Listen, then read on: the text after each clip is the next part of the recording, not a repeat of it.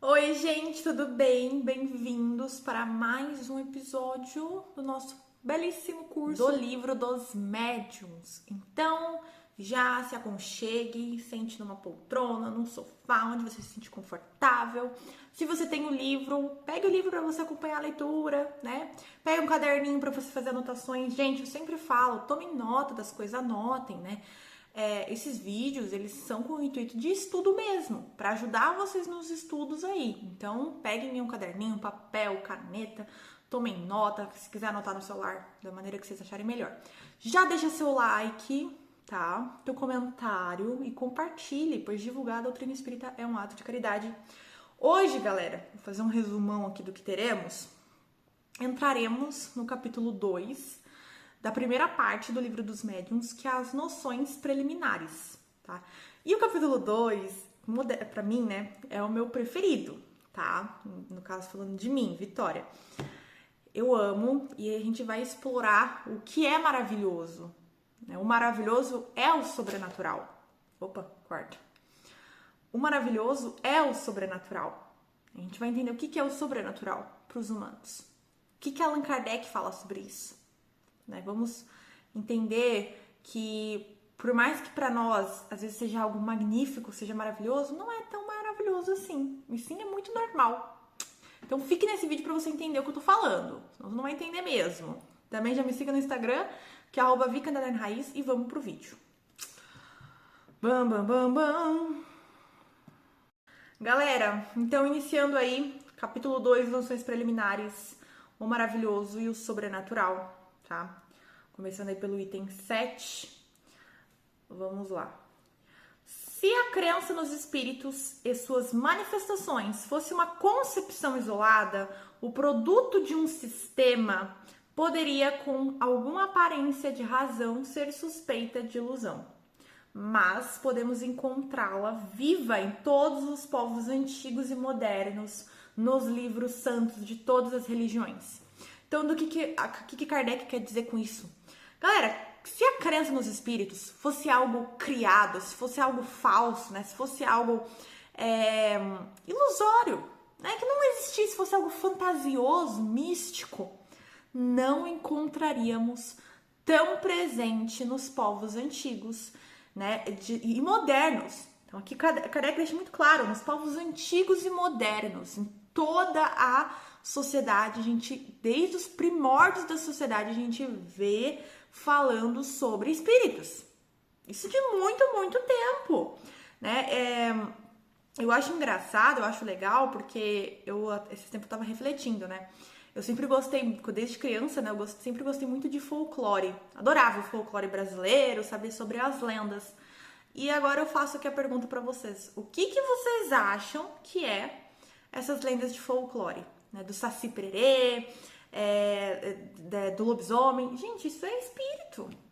São espíritos muito primitivos que, com a permissão de espíritos superiores, cresceram, né? Fizeram essas lendas, fizeram essas coisas, né? Tipo o Saci Pererê e tudo mais, pra deixar na história. Pra gente sempre ter aquele pezinho atrás, sabe? Tipo, aquela pulguinha atrás da orelha. Será que não existe espírito mesmo? Será que a minha alma não sobrevive depois da morte? Então, nada mais nada menos que é isso. E aí, eu gosto... O Kardec é maravilhoso, né? Kardec é incrível. Ele vai falar aqui, ó. O que é maravilhoso segundo a sua opinião? O que é maravilhoso pra você? Ele responde. Aquilo que é sobrenatural. O que você entende por sobrenatural? Aquilo que é contrário às leis naturais. Então, gente, sobrenatural. Sobre as leis naturais. Sobrenatural. Tá aí. A palavra mesmo já é autoexplicativa.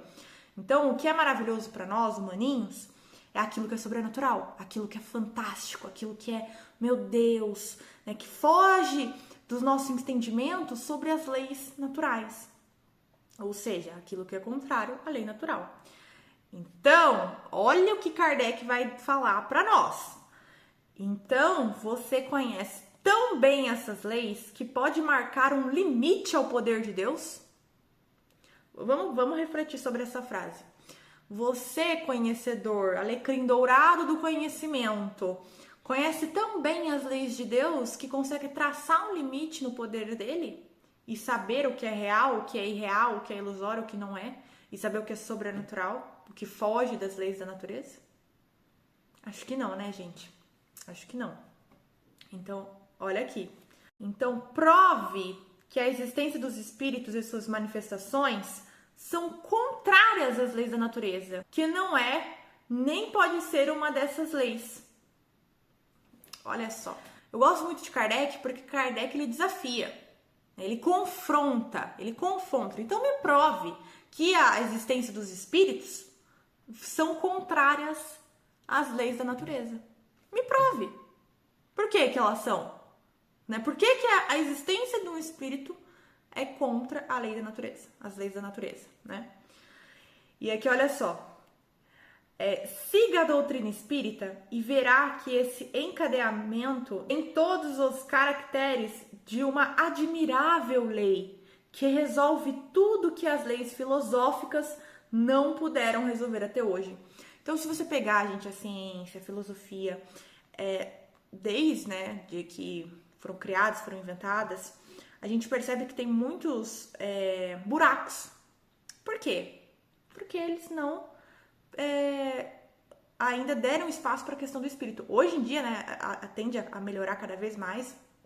Aos poucos, as pessoas estão se abrindo a essa questão do espírito, essa questão do espiritismo, mas a gente percebe que na filosofia, na ciência, tem uns buracos que ficam, porque falta isso, né? E aqui Kardec deixa bem claro, se você seguir a doutrina espírita, gente, se você lê o livro dos médiuns, se você lê o livro dos espíritos e o Evangelho segundo o Espiritismo, que eu acredito que seja a base aí, né, para o primeiro empreendimento, você fica assim, ó, você fica maravilhado. E eu fiquei maravilhada quando eu conheci, porque eu falei, meu Deus, todas as dúvidas que eu tinha foram respondidas de uma maneira certa, não foi respondido de uma maneira irreal, de algo que é maravilhoso, que é algo que é sobrenatural. Não, é algo racional, é algo lógico, é algo que quando eu vi, eu falei, gente, isso era tão óbvio, como que eu não percebi isso antes?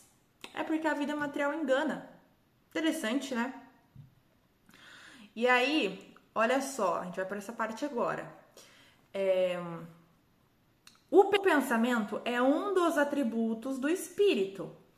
A possibilidade que ele tem de agir sobre a matéria, de impressionar nossos sentidos e, por conseguinte, transmitir seu pensamento, resulta, se assim podemos nos exprimir, de sua constituição fisiológica.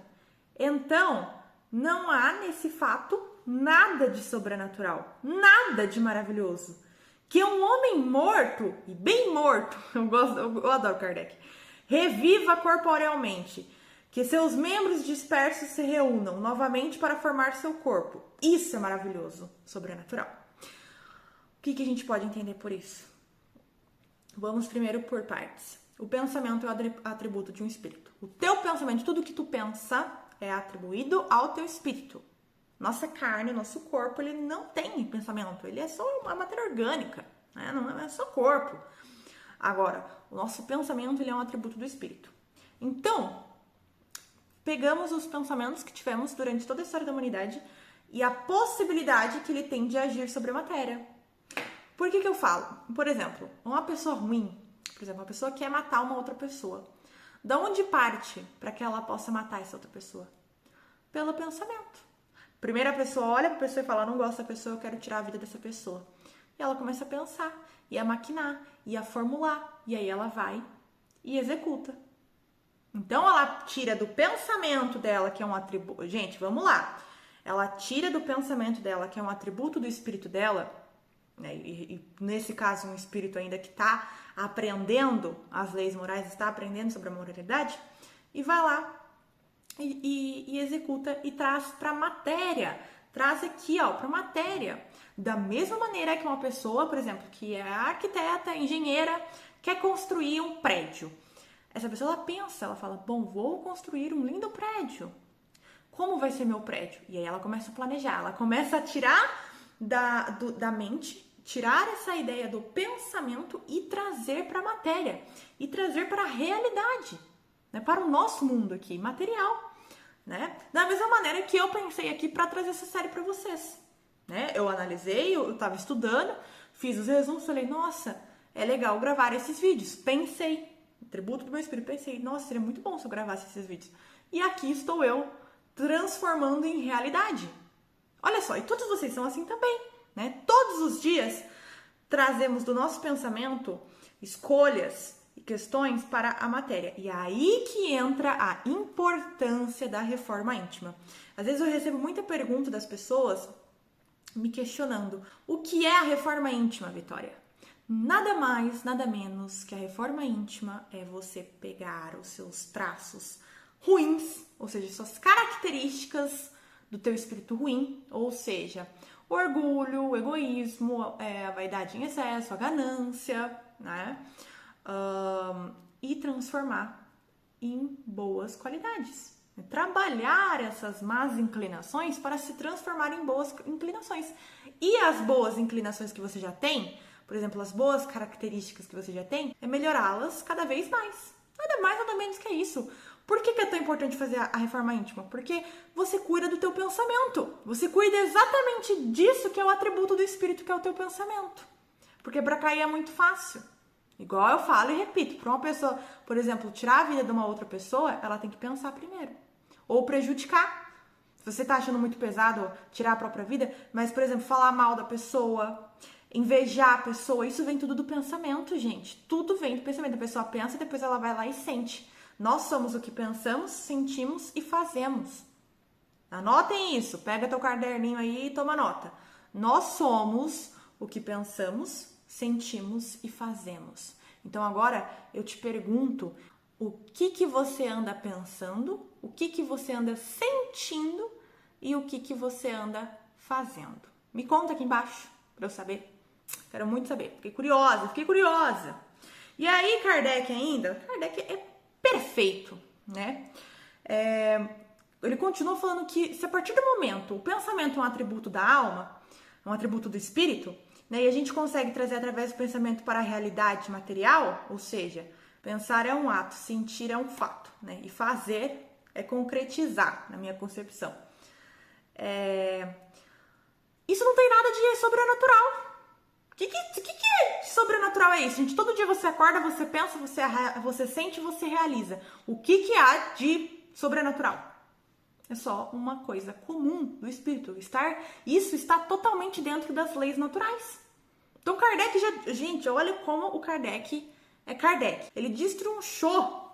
Ele pegou tudo que nós humanos, normalmente, né, pensamos que é maravilhoso, é sobrenatural, e destrinchou e trouxe na tua maior simplicidade, que não tem nada de sobrenatural, que não tem nada de maravilhoso, de meu Deus, que fascinante. É fascinante, mas é fascinante no sentido que é legal, que é interessante, mas não que é, meu Deus, isso foge das leis da natureza. Não, gente, pelo contrário. E aí, eu gosto muito que ele fala assim, que um homem morto, ou seja, se um homem morto, e bem morto, reviva, né, sai ali do túmulo, do nada, o cara já tá apodrecendo e sai do túmulo, sai ali da terrinha que ele tá enterrado e os membros dele se juntem de novo, aí sim isso se torna maravilhoso e sobrenatural, porque isso foge das leis naturais. E eu tenho certeza que você nunca viu um zumbi por aí, porque o que ele quis dizer aqui é um zumbi. Se tu vê um dia um cara saindo da terra, do túmulo, que nem um zumbi, aí sim você pode começar a pensar, pô, isso é maravilhoso, isso é sobrenatural. E aí a gente vai agora aqui pro item 8, galera. E a gente vai falar aqui, ó.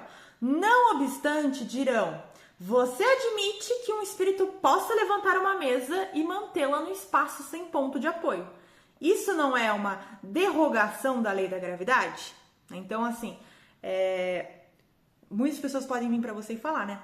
Você admite que um espírito possa levantar uma mesa, que para quem não sabe, na época de Kardec, né, os espíritos começaram a ficar muito famosos por conta das mesas girantes, onde as mesas levantavam, giravam, né, para responder perguntas, muitas coisas assim.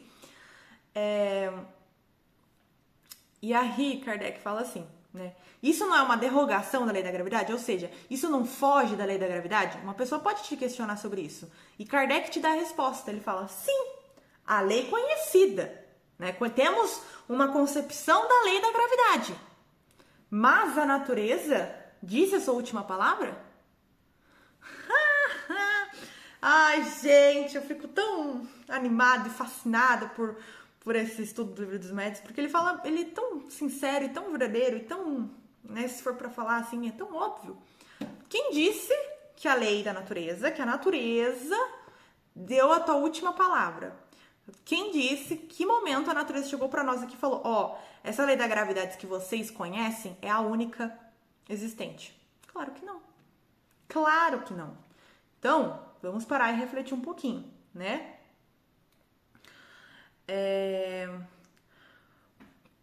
Olha o que Kardec fala depois. Por que, então, um fluido desconhecido não teria a propriedade, em dadas circunstâncias, de contrabalançar o efeito da gravidade, como o hidrogênio contrabalança o peso do balão? Estou levando aqui, por que isso seria impossível? Da mesma maneira que o hidrogênio, né, contrabalança o peso do balão, a gravidade, né, um fluido desconhecido, que depois a gente vai ter o conhecimento sobre isso, que vai estar aqui no Livro dos Médiuns, inclusive, não pode contrabalançar o efeito da gravidade. Por que não pode? Sabe, gente, eu acho que para você começar o estudo do espiritismo, né, da doutrina espírita, é primeiramente você saber e aceitar, porque nós humanos somos orgulhosos, né? É difícil para nós aceitarmos. Mas é aceitar que você não é o sabedor de todas as coisas. Que não é porque aqui você conhece, você sabe disso, sabe daquilo, que você vai saber e vai ter a verdade absoluta sobre tudo. Não sabe, meu querido. Não sabe, porque a vida vai muito mais além do que os nossos olhos podem ver e do que está aqui na matéria. Vai muito mais além. Então, aceite primeiro que tu não é o sabedor de todas as coisas e depois disso você pode começar a estudar. Porque se a pessoa ela fica com essa negação de que ela sabe, que Kardec não sabe, que ela sabe que ela é a sabedora e que ela pode colocar limites no poder de Deus, meu bem, né? Acho que todo mundo sabe aonde chega dessa forma, né? E aí, pra gente finalizar hoje, porque o vídeo já tá ficando muito longo, pra terminar aqui o item 8 do capítulo 2, ó. Todas as negações nada puderam fazer, porque negar não é provar. Anotem isso, tomem nota, tá? Para nós, nada há de sobrenatural. E isso é tudo o que podemos dizer no momento. Então, duas coisas aqui nesse último parágrafo. Primeiro, negar não é provar. Então, a pessoa que nega a existência de espírito, nega que acredita no espiritismo, na espiritualidade, que a alma sobrevive após a morte, não é provar, ponto. E que isso não tem nada de sobrenatural. Então, aceite isso, fica de boa, porque isso não tem nada de sobrenatural, pelo contrário, né? É totalmente normal e natural. E aí, gente, vamos para o nosso resumo maravilhoso, o nosso lindo resumo. Que é aqui, ó, capítulo 2, o maravilhoso e o sobrenatural, pra gente poder finalizar aqui, né, dando um resuminho maroto. Começando aqui, vamos lá. Saber sobre a existência de espíritos não é exclusivamente do espiritismo, isso aprendemos ali no primeiro parágrafo, que, né, desde a antiguidade, desde os primórdios da sociedade, já ouvimos falar de espíritos. É normal, em várias religiões falam sobre espíritos, em várias culturas falam sobre espíritos, então isso não é exclusivamente do espiritismo. Tá? Em sequência, a gente vai ver sobre isso. Ó. Durante toda a história da humanidade, sempre ouvimos falar de espíritos, porém sem uma profundidade científica igual o espiritismo traz. Eu nunca vi, nunca encontrei uma outra religião, um outro estudo tão profundo sobre o espírito, né, sobre a espiritualidade, igual o espiritismo. Se você conheceu, conta aí embaixo que eu quero saber. Depois, vamos aqui, né, que a gente estava falando sobre isso, que o pensamento é um atributo da alma, ou seja, o pensamento é um atributo do espírito, certo? Aqui, gente, eu gosto muito.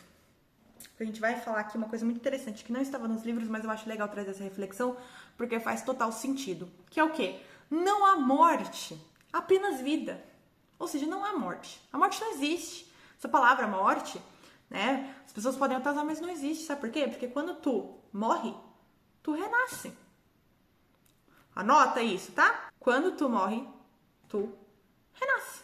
Simples assim. Porque tu volta a viver a tua verdadeira vida.